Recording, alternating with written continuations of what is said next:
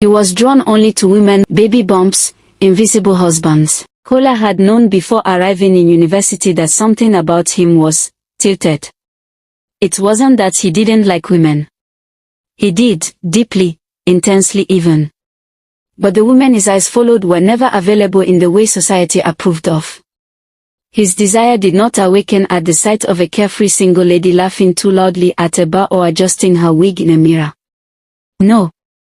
Kola's heart beat faster only when a woman already belonged somewhere else. A ring on a finger. A husband waiting at home. A pregnancy rounding her belly proved that another man had already claimed the future. Those were the women who haunted him. At 19, he lived with his uncle in a narrow street where secrets breathe easily through thin walls. That was where Mrs. Jones lived, directly opposite. She was always glowing in a way that felt wrong for someone carrying a burden so visibly heavy. Her pregnancy showed before her smile did. She noticed Kola before he noticed himself. It began innocently, errands, borrowed salt, long pauses at the doorway where her hand would linger just a second too long. She spoke to him like a woman starved of being seen, not like a wife waiting for a husband to return.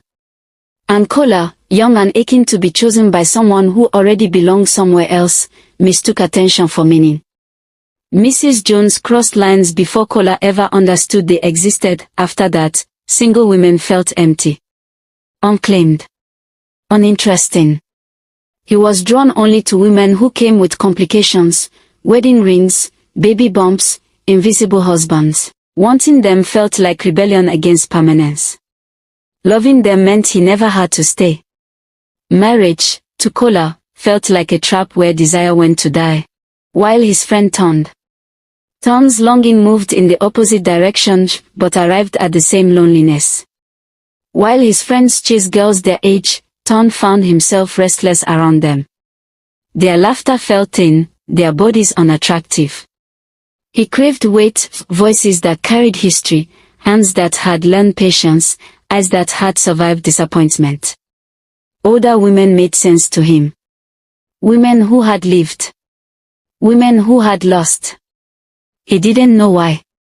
He only knew that attraction, for him, required an age gap wide enough to feel like a bridge between generations, 15 years at least. Anything less felt like pretending. Him, youth felt unfinished.